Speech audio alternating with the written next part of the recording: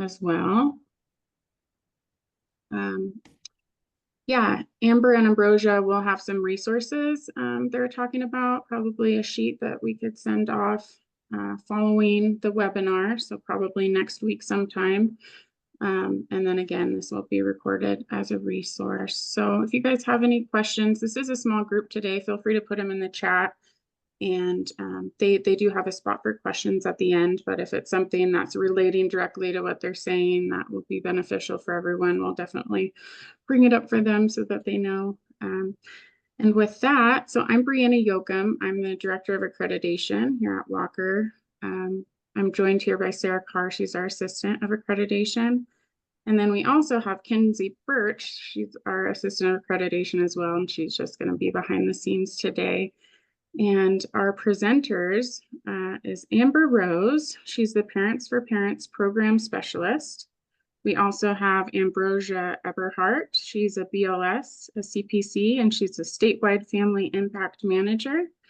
So today's webinar is they're going to be talking about the program, Parents for Parents program. So I will hand it over to them and let them kind of do a more formal introduction and start talking about their program. So thank you guys so much for being here and sharing this information with us today. Thank you. Do we want to share the slides? Yeah, I'm pulling that up right now and sharing sound. Give me a second, please.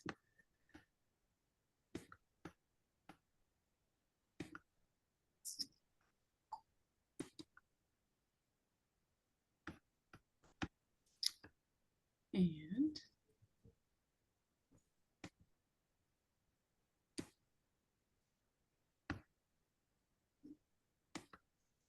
go ahead, Ambyr.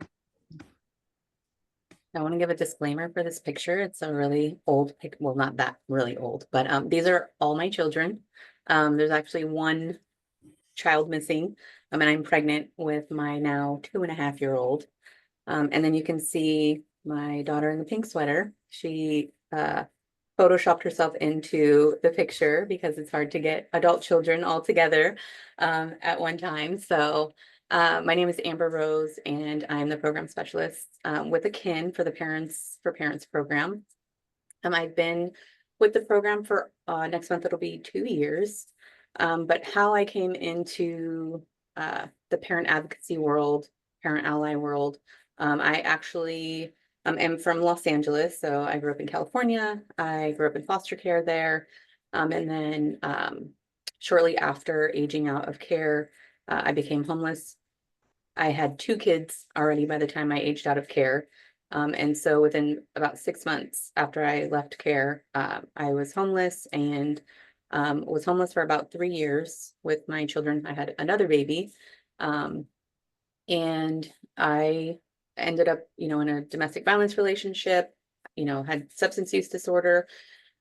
And and so I called the only people that I knew, and that was, they call it DCFS out there. And so my children were detained, and I navigated through child welfare on the other side of it, not being a child, but actually being a parent, trying to navigate through that. And there wasn't a program like this program that was available to me. And so I really struggled, and it took me a really long time to actually get started to start the process to reunify with my children. It took me about 8 months. I ended up pregnant with another child while I was out there homeless. So I gave birth to her while I was in treatment. And so the treatment center out there where I'm from, like, it was a year-long program, and I'm super grateful that I had that opportunity, because I don't think I would have stayed clean had it not been for like a program that really gave me a foundation. And then after I graduated the program, I reunified with my children. It took me about 2 years to reunify. And then about 6 years later, I started working for a program in Los Angeles that is very similar to the program here in Washington. And I did that for about 12 years. And I absolutely loved parent advocacy work and sharing my experience of former foster youth, a parent navigating through the system, and also being in recovery. And so my husband is also in recovery. And so in March, hopefully I'll be celebrating 19 years clean. And so I've had my kids back for almost 18 years, which is crazy to think that. My husband and I have a blended family, and so we've raised or are raising 9, 10 children. I lost count. There's probably like 11 or 12. I don't even know.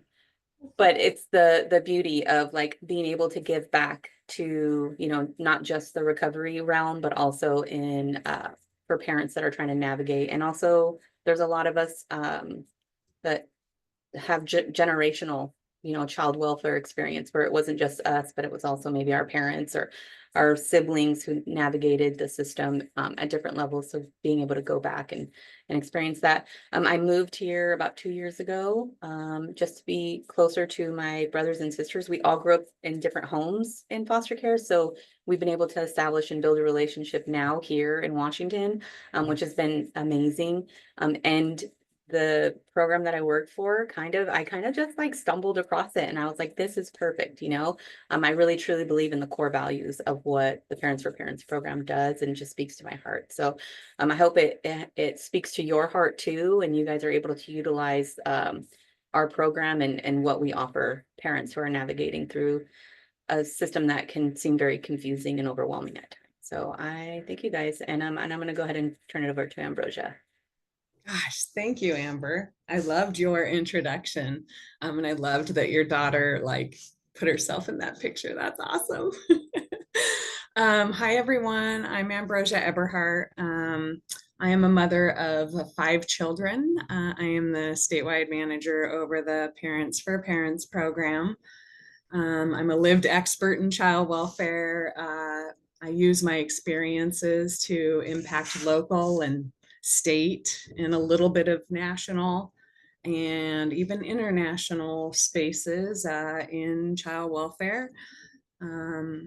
I've turned every mistake in my lived experience into personal and professional strengths, and I strive to bring others into that fold, right? And help them get involved in this kind of stuff, and if they're interested, and continue to impact their community. I lean into my values of empathy, courage, which is really just fear walking, right? And I'm afraid of everything, and community. And I show up with a whole heart into this work. It does align with my values, and I believe in families like healing together whenever possible. I have benefited from many services and safety nets, both while involved in the child welfare system and decades later. My case was 24 years ago, and I had 4 children at the time. And 2 went into foster care and 2 went to their dads in a different state. I reunited with some of my kids and not some of my kids. And I guess that's why I do this work, is I want to help families have the support they need. Currently in this role, like it's a little bit different, but I started out like disabled, on housing, on food stamps, right? To being a volunteer at the Parents for Parents program for a small stipend, to being a lead, to then being the coordinator, to then this role where I get to work with all the coordinators and host organizations, and we have a little team here at Akin. So yeah, guess we'll go to the next slide. So here's where we get into what the Parents for Parents program is. And so the Parents for Parents, we call it P4P just for short, is an early engagement, court-based peer mentorship program that really focuses on like education and professional development. And it's really to promote the safe and timely reunification of children with their parents, as well as support family preservation of in-home dependency cases or a parent experiencing an alternative permanency outcome when reunification is not a viable goal, kind of like what Ambrosia talked about of You know, sometimes kids come home and sometimes there's other options that are taking place, and we support parents where they're at in those decisions, whether or not those children are reunifying to their home.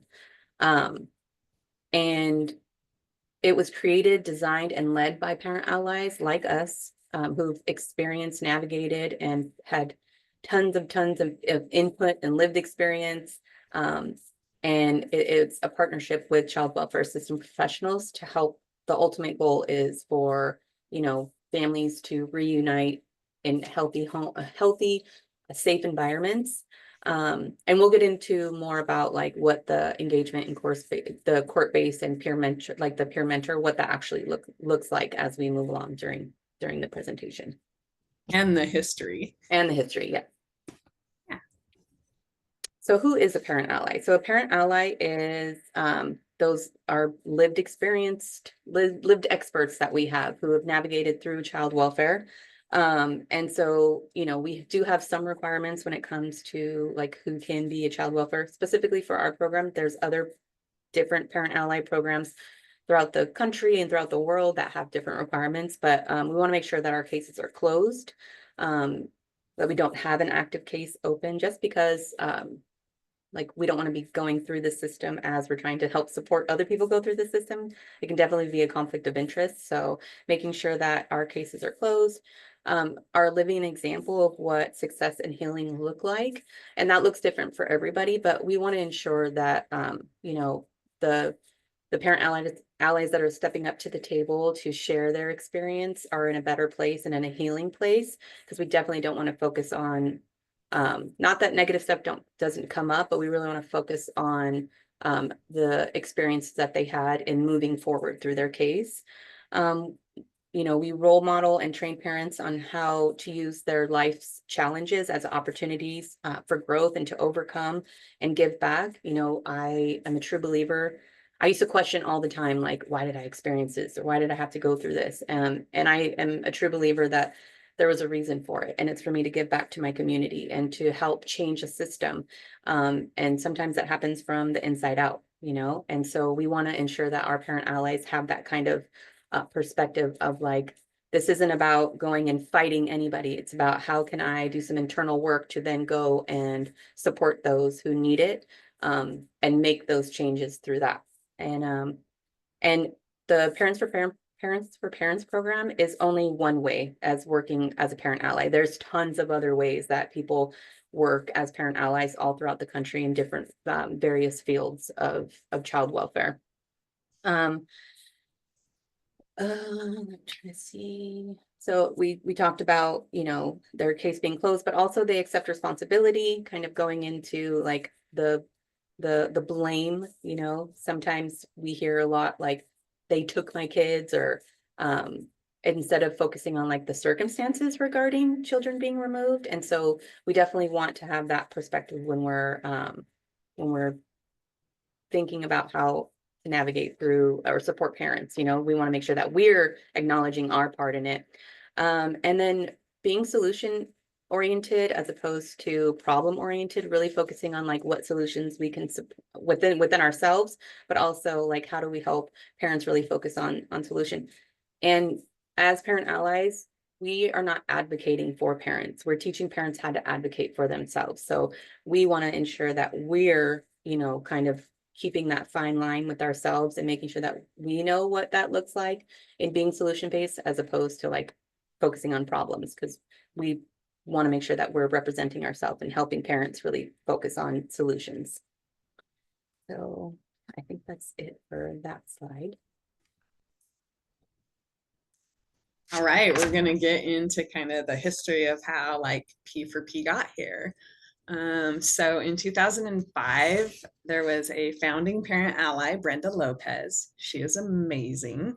And a supervisor, Julie Lowry, who developed and launched the first Parents for Parents program in Pierce County. And then an evaluation of the initial program model was done by Partners for Our Children, and it motivated interest in replicating this work statewide. In 2007, Akin director Nancy Roberts Brown oversaw Catalyst for Kids initiative and worked with Brenda Lopez with support from Casey Family Programs, which is a national program, to launch Washington State Parent Ally Committee. And the WASPAC still exists today. It's under Amara, and it's more of the advocacy and also leadership development of parent allies and other ways that parent allies do parent work.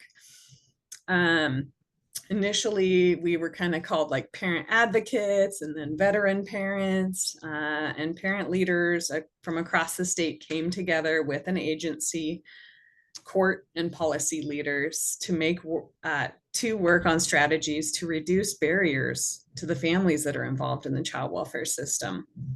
The group was successful at formulating and introducing several family-friendly bills that were passed over the next several years.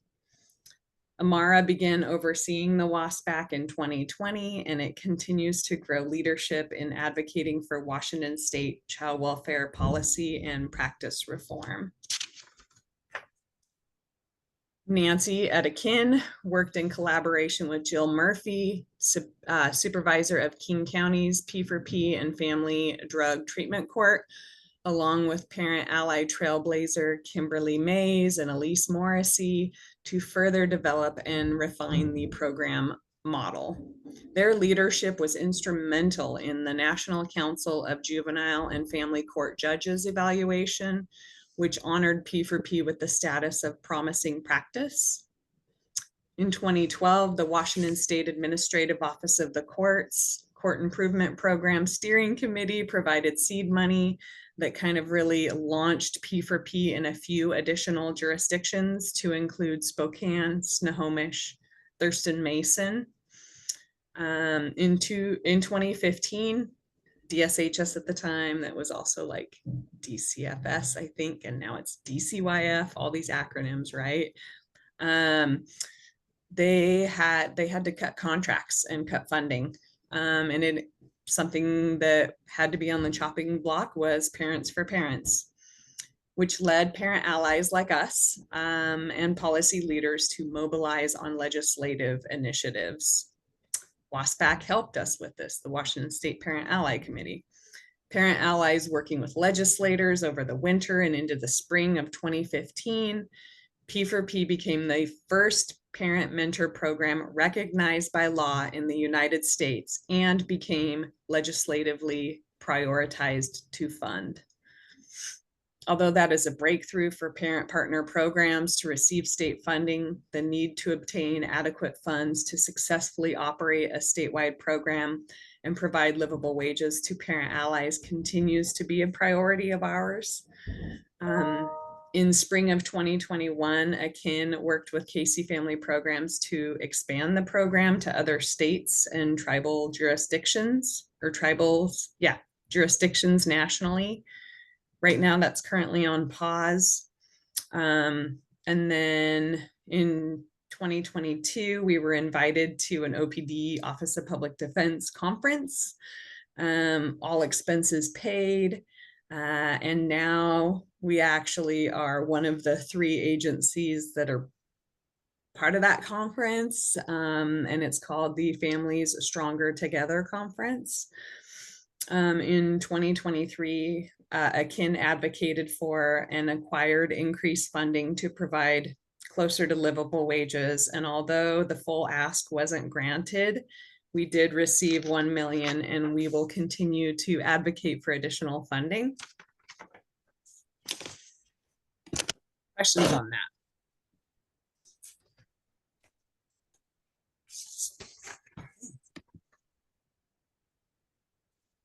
Oh, I need to go back. How do you go back? There we go. There we go. So, so the Parents for Parents program is really a 3-pronged approach. And so it's the Parents for Parents program, and really the 3 touches that we have with families is going to really starts at court, is that court support. And so we try and be available at court if we know a parent, you know, if it's their shelter care hearing. We try and be there at court to interact. Our host organizations, and we'll get into host organizations and what those look like later on. But some are the courts themselves throughout Washington, and then some are actual agencies. And so depending on where our coordinators are at, our parent allies are at, they could attend virtually or they'll go in person. And really we try and engage with the parents prior to their hearing or after if we're unavailable, but really that's where we start the process with them. And that doesn't mean that we can't start the process with the parent later on in their case, because sometimes we just we don't catch them in the beginning, but that's really where it starts. And then at that initial meeting, we're always going to invite them to our Dependency 101 class. And that is where they're going to get so much information about, you know, the child welfare system, navigation of it, what everything means.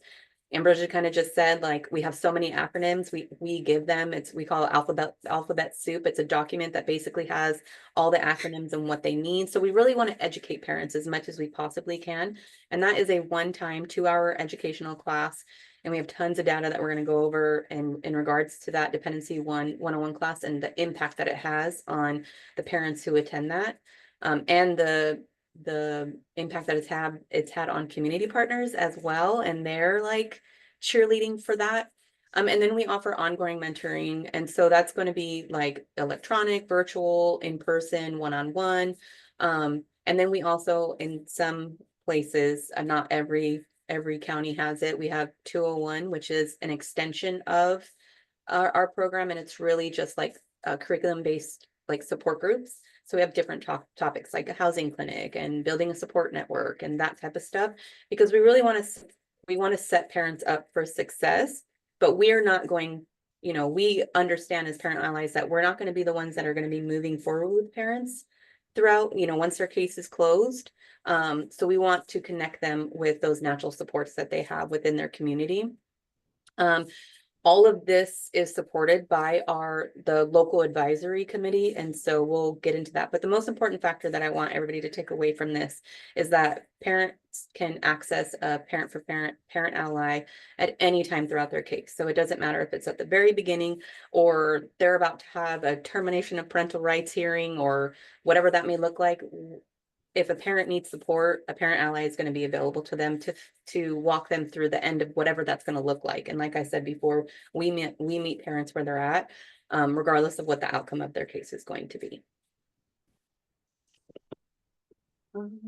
And so every county that has a P4P program in it, regardless if it's held at the court or in a local agency for their host organization, they have a P4P advisory committee.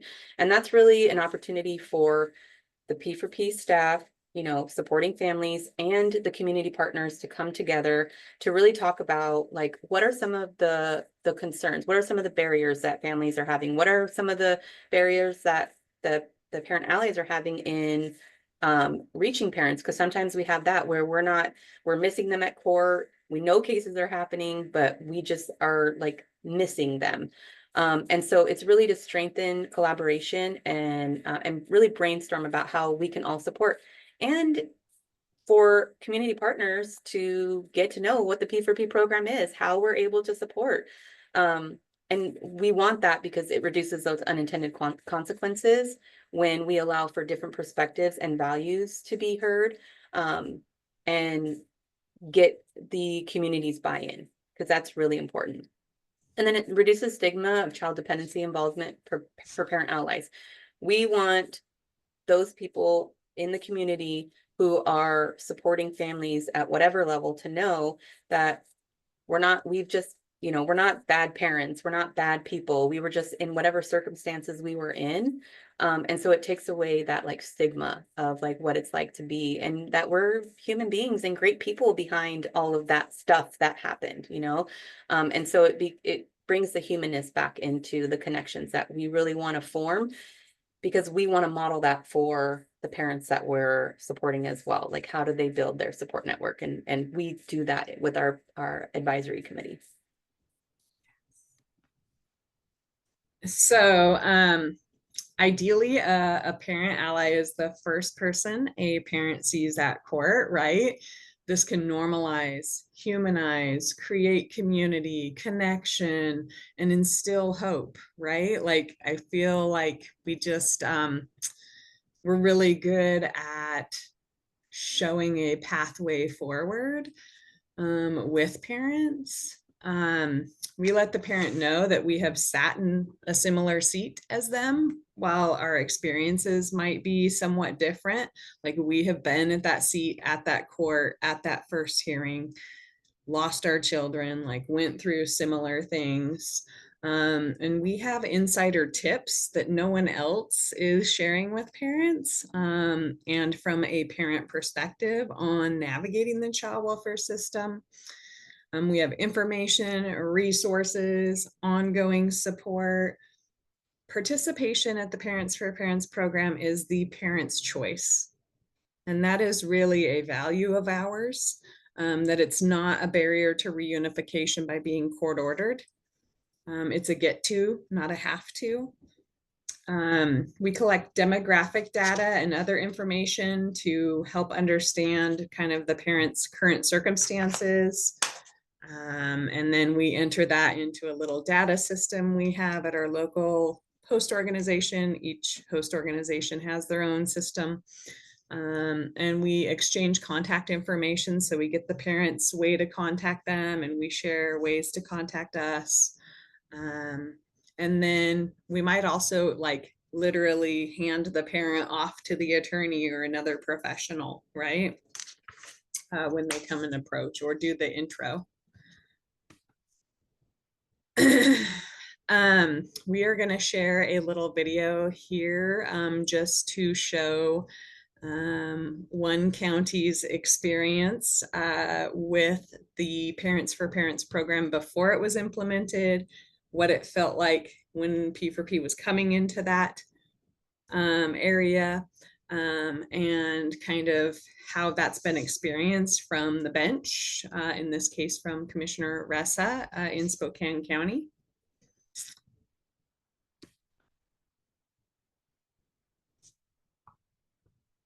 Morning.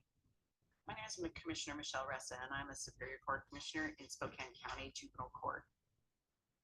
I want you to know about my experience on the bench before and after we had a Parents for Parents program in Spokane County, where parent allies would be part of our dependency or child welfare court system to help engage the parents that were starting.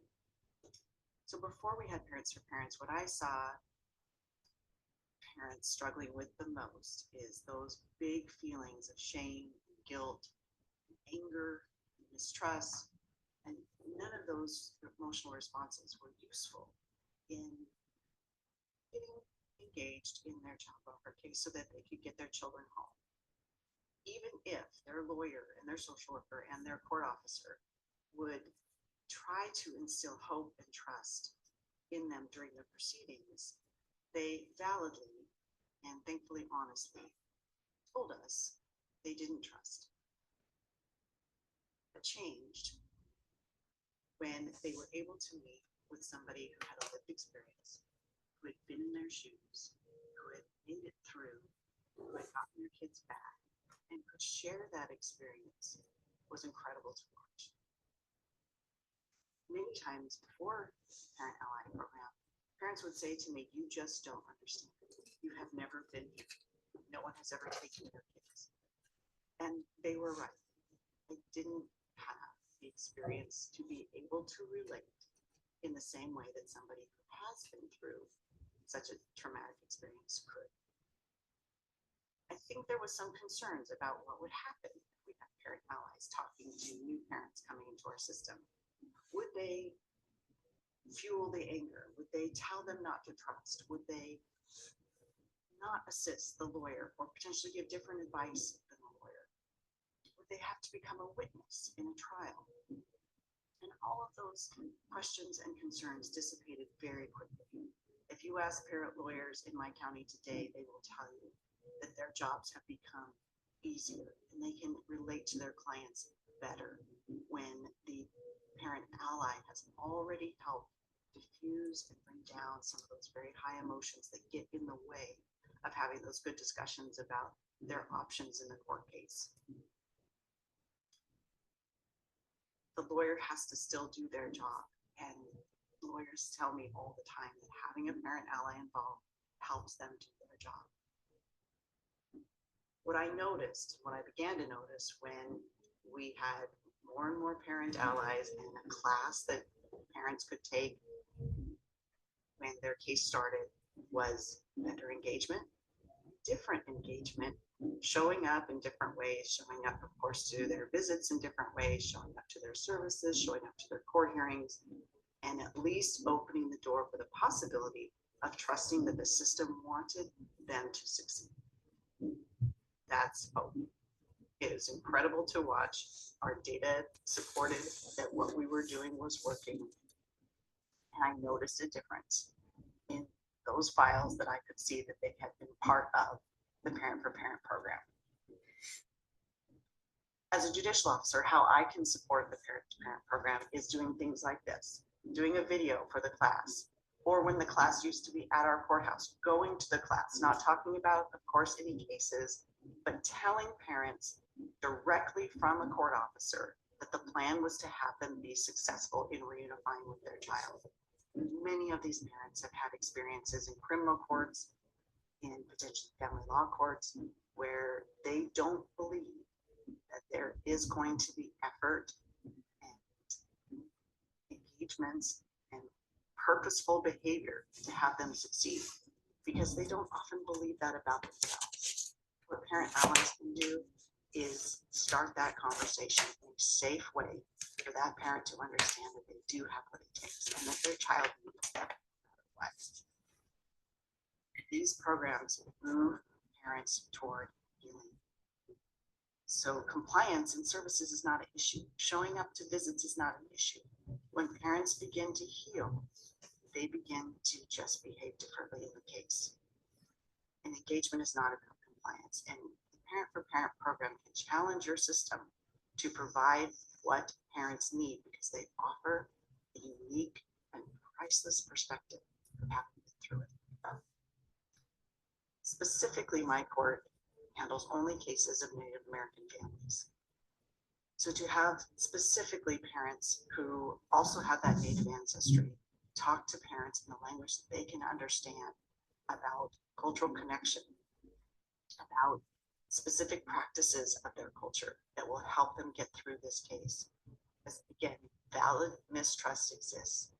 And when you can penetrate that mistrust and open the door for the possibility that a parent can believe that your court wants to do what's best for them and their family, you have incredible results. I hope that you are as fortunate as I am to be a witness to the transformation of so many amazing families, and in awe of their tenacity, their courage, and their ability to transform their lives.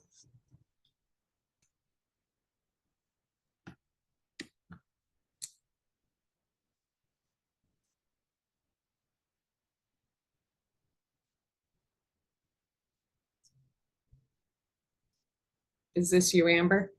No, it's you. Oh, I'm next. how funny. You kind of heard Commissioner Ressa mention Dependency 101 class. So the Dependency 101 class is a one-time 2-hour class. Parents sometimes have came more than once, but typically it is a one and done. There is a video that is played where you hear kind of our groundbreaking original parent allies from the beginning share how they navigated and got their kids back. And there's other system partner professionals that give a little information on who they are and what they see successful parents doing. We also have information and resources, and we have some of those same system partners come in and do little presentations, and then including in many areas, hearing straight from the bench that we want you to get your kids back, right? I think that's a super powerful message that commissioners and judges around Washington state can do, and for parents to hear. We have an overview of each document, and we kind of parent language it. So if it is like a complex thing, we kind of translate it into things that parents might know, or maybe a few ways of hearing or understanding that. We anonymize pre and post surveys. So we have parents fill out a pre-survey and they kind of rate certain things. And then after the class, they fill out one and do some rating. And it's always amazing to see that parents' attitude and action and understanding and trust can increase 1 or 2 points in a one-time 2-hour class. And then, like I already said, we have both professionals and parent allies present. And parent allies share their story, right? And it's not always a story where you've gotten all your kids back and that your life was great or that your experience was great. In fact, it's really looking at struggles and things that got in the way. And parents can ask general, not case specific questions during that class. It's really a fast-paced educational. We instead encourage them to call the program, and if they have case specific questions, we do that intentionally, and then they get a certificate for coming, and it's a great example of going above and beyond. And in communities where P4P is, like, the judicial officers are aware of P4P and would know that that's an example of going above and beyond. So kind of going off of what Ambrosia just said about like not sharing case specific stuff. We definitely want to give parents an opportunity to like have that support, and sometimes just being heard is really important, and so what ongoing mentoring looks like, regardless of where they're at in their case, there's still overwhelming feelings. They're scared, angry, unsure, just a whole gamut of feelings and stuff. And so we want to support them through that process. And so as parent allies, we help alleviate that fear and confusion. First by the educational piece during our Dependency 101 class, and then throughout the process. So, and that may be them coming to our 201 support groups, or it's that one-on-one, sitting and having a conversation where they're able to share about what's happening, maybe more case specific. And then we have opportunities to stay connected as much as we possibly can. I've had times where like I had parents in my office, like every other day, because they were so afraid, that if they were left to their own devices, they were going to choose a path that, and sometimes they would just sit there while I was doing paperwork, and just having somebody there if a thought came. So like we offer, and then depending on the host organization and availabilities for parent allies, that may not be available, like excessive like that. But we offer ample opportunities for parent allies and for parents, to have that communication and build that rapport. And then our support groups, our Dependency 201 classes, we are actually working right now on putting a bunch of different topics together to really have a variety that parent allies can present to the families that they're working with. And we make it to where we put the framework together, and the template together, and then they get to modify it to their county and the resources available to their county. And they can take things out, they can put things in, things that are going to be really relevant. And I just, I come from Los Angeles, and there's 18 DCFS offices just in Los Angeles County alone. And depending on where you went, the needs of families were different. And so the same, we're not going to give them something and be like, okay, this is what you have to use, because the resources and things that are going to be available, they're going to change depending on the counties that, that the families are being served in. So we want to give them the autonomy to be able to really navigate and change things as they come in. And we are there to support them. We give them technical assistance if they need any support in changing any of that. And then we do have a post survey. You're going to hear about data. Like, it's very important. Data is very important. Data paints a picture. And so we do have post surveys as well after our 201 classes. Again, they're anonymous, but it's really to making sure that we're giving relevant information that is actually needed, as a need for what the parents are navigating through, but also to see the impact that it has on the families, and how our support is really, impactful to the families that we're serving. I think that's it. Host organization functions. So I just recently had a conversation with somebody that was like, we're not entirely clear on how P4P works, and like who to talk to about what. So at a kin, there's Amber, myself, and then our director, right? And we are a little technical assistance and contract manager team, and lived experts. And then we receive funding to then funnel it out to host organizations, and we contract with them to then administer the already like put together P4P program. And so that's either usually with a court or a community nonprofit organization. They contract with us. They have some internal capacity for budgeting and billing and other administrative and supportive duties. They hire or contract with a parent like Amber and I with the lived child welfare experience. And some might also like provide stipends to additional team members, or they might hire them part-time. And then the coordinator kind of supports the additional parent allies.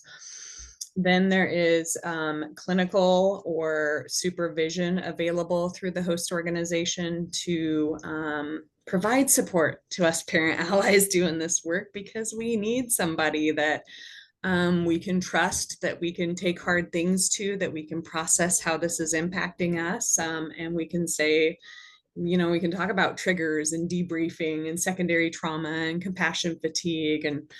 And then the program needs things like office space and a computer and virtual training platform and class space and a telephone and, other program supplies. Staff structure. So I kind of already shared a little bit about this.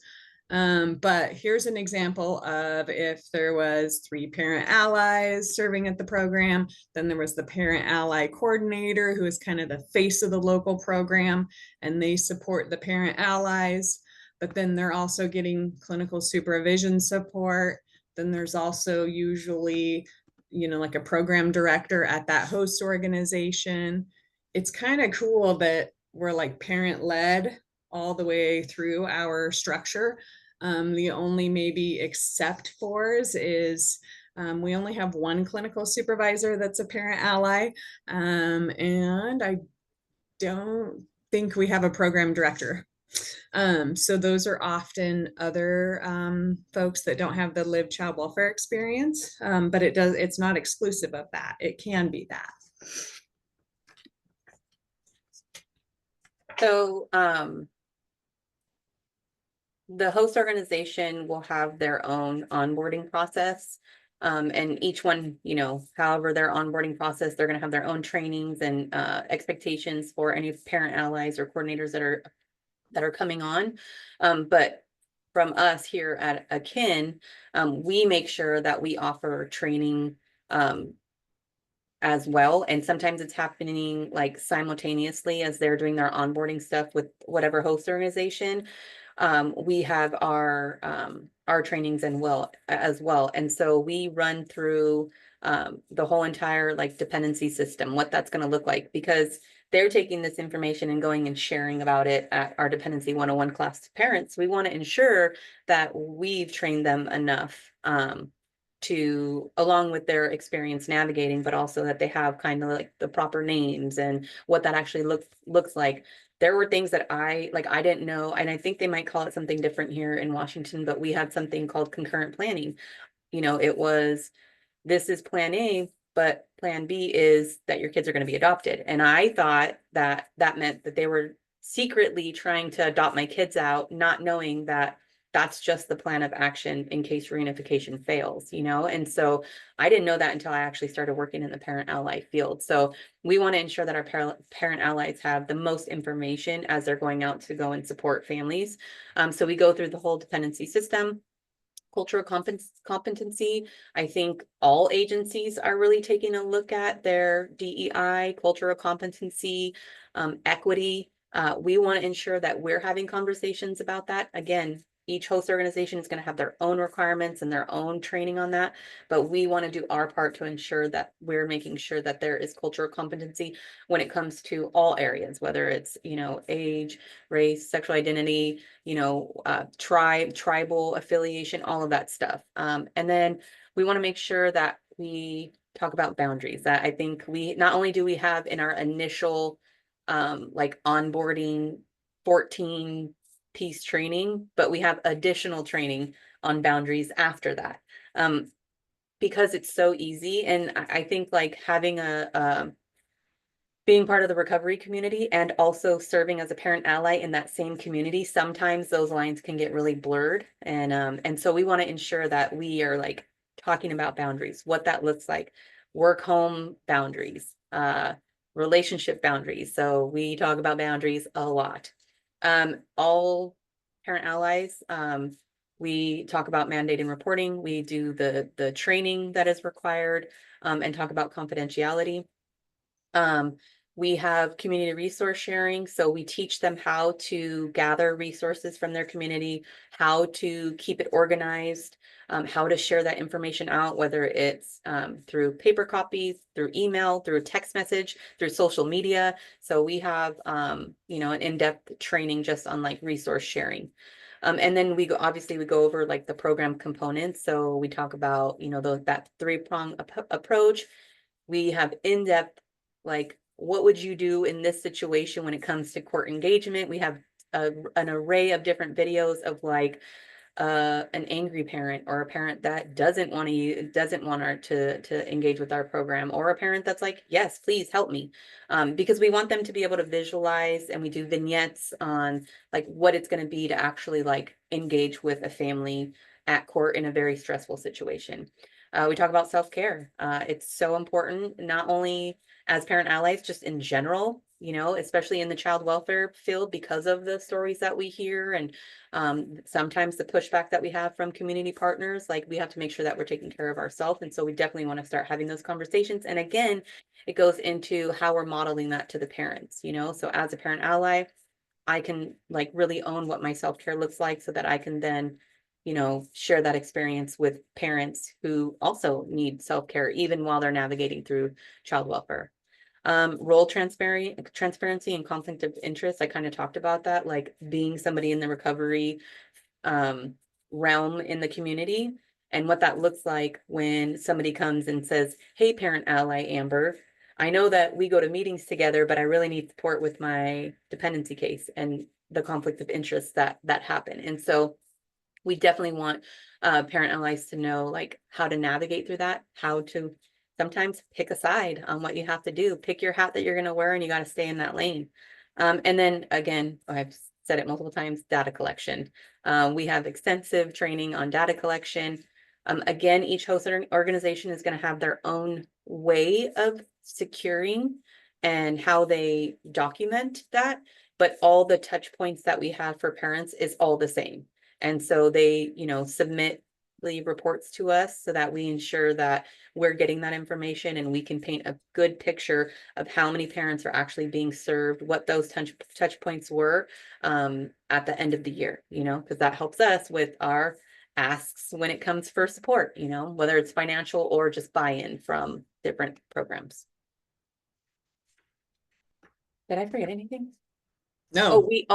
Also, besides these trainings, we also have additional trainings like ethical dilemmas, protective factors, well-being, again with the boundaries. And then we just got trained on the science of hope, which is an amazing kind of concept when it comes to hope itself.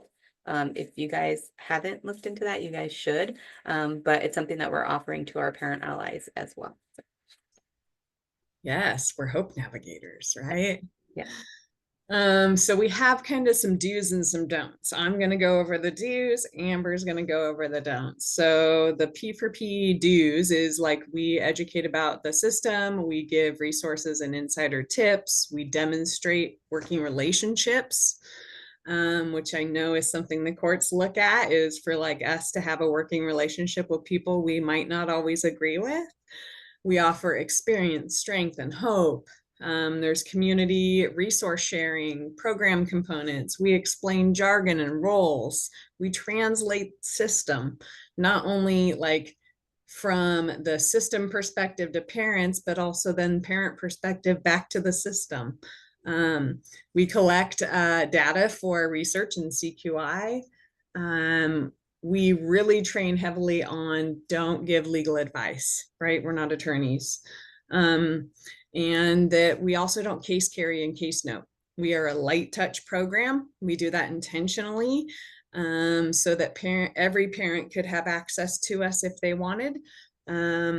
And that kind of then discourages a parent ally being called to testify against a parent because we're not case carrying. We're not all in the weeds. We don't have a bunch of documentation.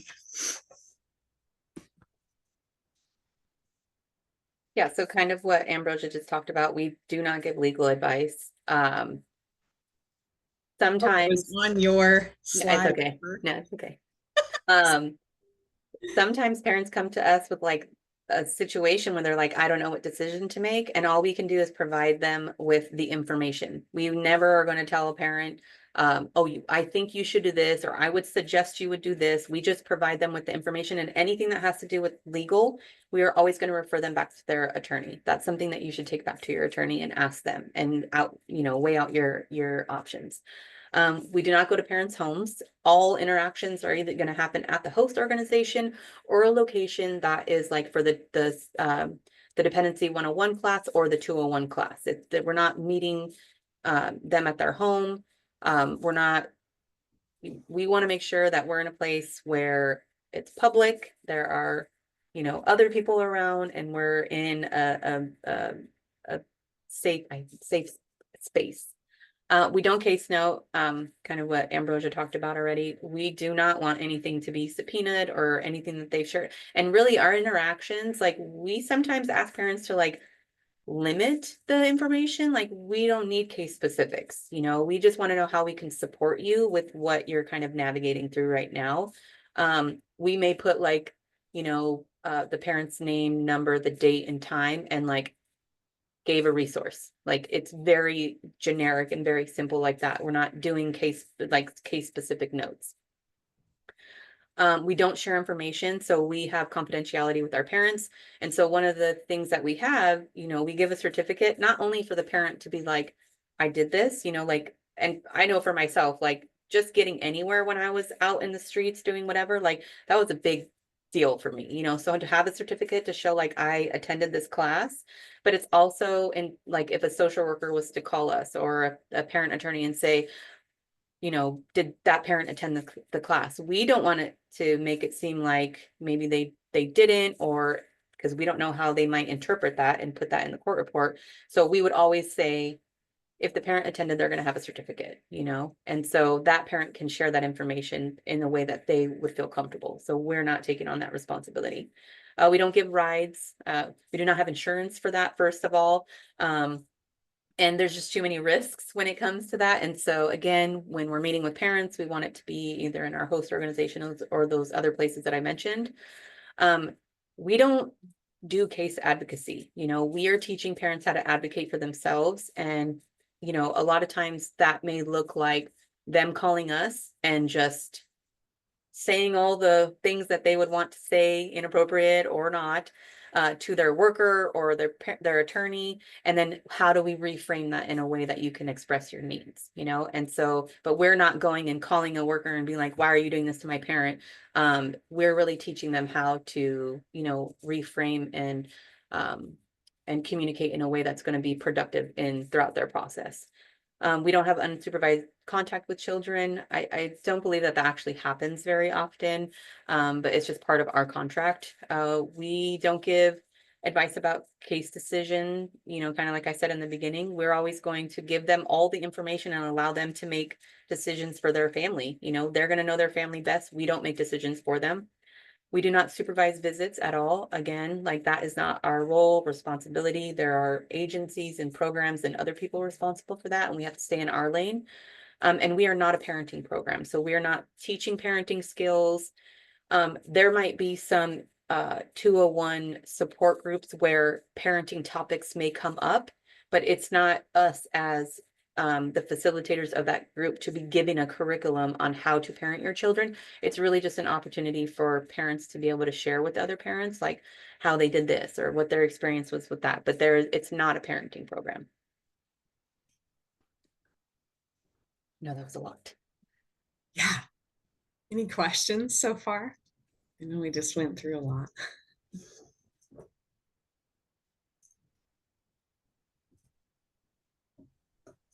Yeah, I'm not seeing any questions, but if anyone has any questions, feel free to put them in the chat and we can look them over closer to the end.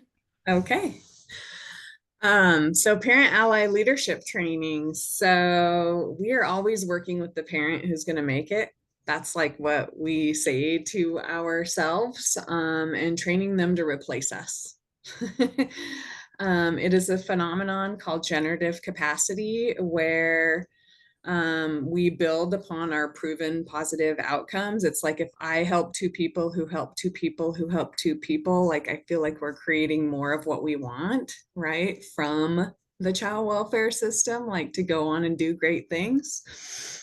It starts with offering education and mentoring and opportunities while parents are still involved in the system. And then it plants seeds of hope for the future and offers real life examples and then pathways out of poverty. It recruits parents when their cases are closed, right? We're like, hey, come get involved in P4P if you want.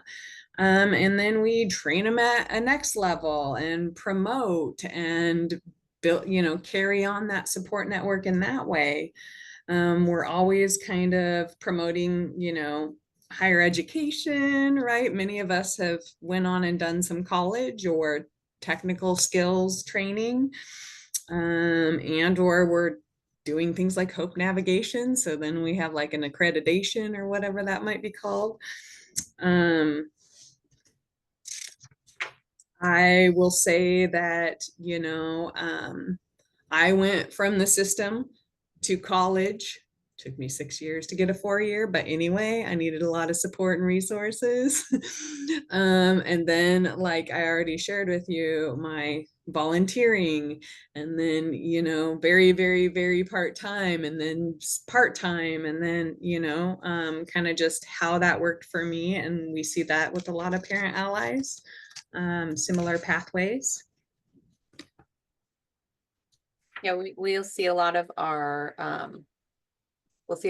parent allies move into, you know, like OPD social workers or just other child welfare, you know, employment. They'll have opportunities for that. So we definitely see that. Okay, so what we've seen, again, we talked about data, collecting data. So collecting data from our Dependency 101 class and how that has kind of sifted out these studies and what's actually happened in that. And so this is over 12 years of evaluations and research. And sorry, my dog is barking. And this is really, it shows that that P4P works. And so it is a promising practice moving towards evidence-based. And I'm so sorry, my dog is barking, if you guys can hear that. She barks at anybody outside. And so the 2011 and 2013 evaluations demonstrated increased engagement in every activity parents encountered in the child welfare system. So there was increased engagement in the dependency court process. More people actually participated in what that dependency court process looked like. And then increased compliance with the court orders and case plans. So like actually fulfilling what the court had been ordered parents to do, or court case plans, seeing more in compliance with that. Increased participation in child's visits. I was one of those people who I didn't visit with my kids for 8 months in the beginning. My son, who was 18 months at the time, had no idea who I was when I finally came back to visit. My kids were calling the foster parents mom and dad, but because I had been so absent, you know, and I really truly believe that if I would have had somebody like a parent advocate to really help me, that things would have looked different for me, and maybe my kids wouldn't have experienced that in the beginning. They don't even remember that time now, but I will always remember that, you know. Increased reunification and decreased terminations. And then statistically significant positive impacts with ethnically diverse populations, and noted that a larger sample could have shown clearer results. So, you know, with painting a picture from data, sometimes the you know, the demographics don't really represent, or maybe we just didn't get an opportunity to capture what that data looked like for those certain demographics. And so this kind of says, like, if we would have had a larger sample, we definitely would have had clearer results in that.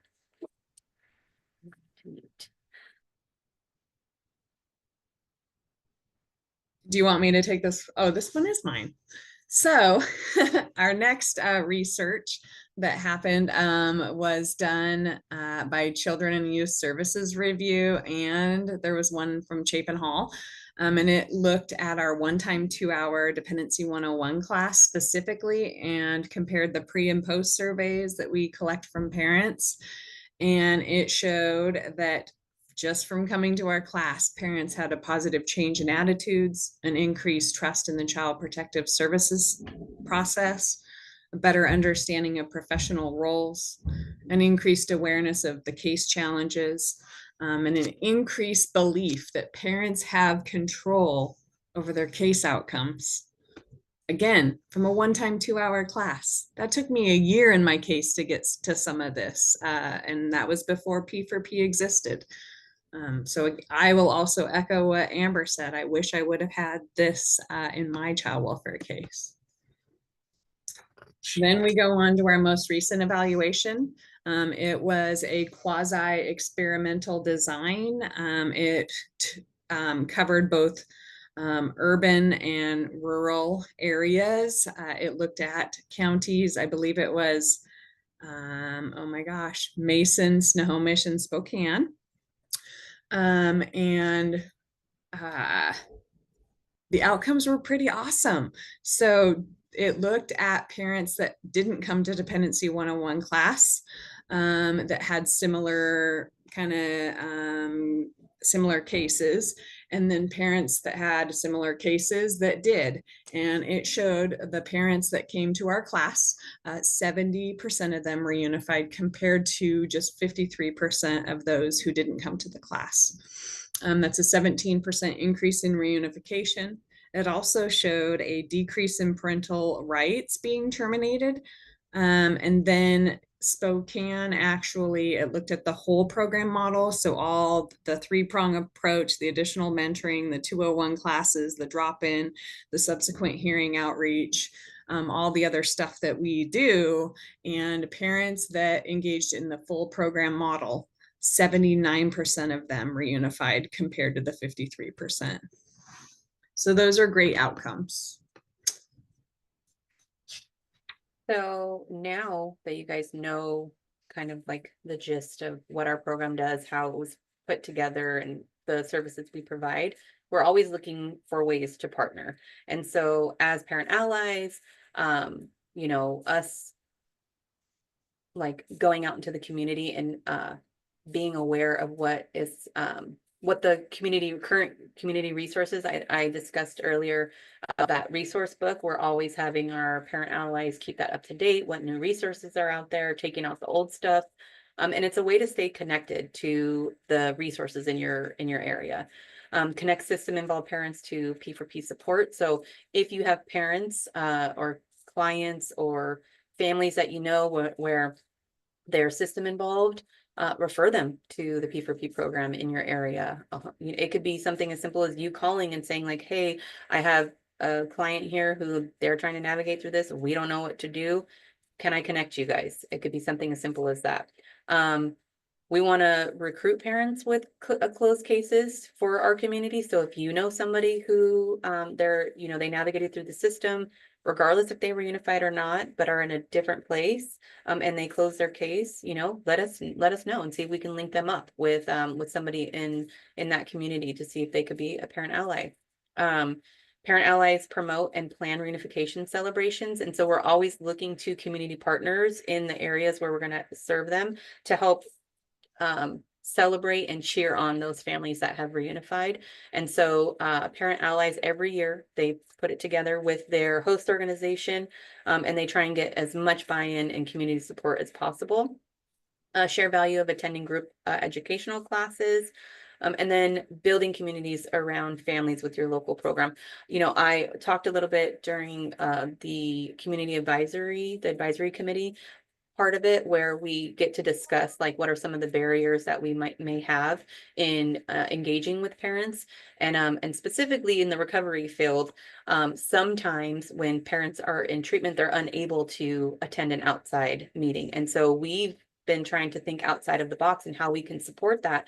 And so there are some host organizations, the parent allies, that are actually presenting to clients, a group of clients in a treatment center or a recovery home or whatever that may look like. So that way we're still providing them with the information. And then if they want that subsequent support, then they can definitely get that once, if it's allowed during the treatment center.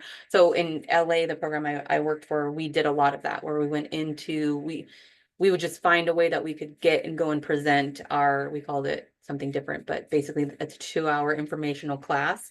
And that's how we got a lot of our parents, because they were like, oh man, I didn't even hear about this, or I didn't even know about this program. And we've helped them navigate through that. So just thinking outside of the box about how you guys can partner with the P4P program in your area, to really support the families in that community, and how we can help, them navigate through a very confusing system that sometimes can be very overwhelming. So yeah. Thank you, Amber. And this is a wonderful family that came to one of the area's reunification day celebrations. We are at the end. So do folks have questions?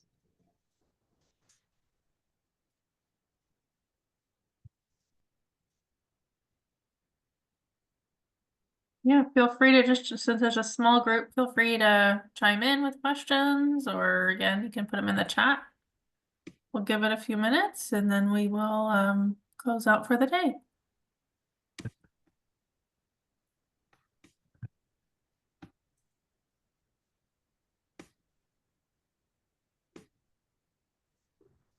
Thank you, Francisco. I hope I'm saying your name correctly. I saw your comment in the chat.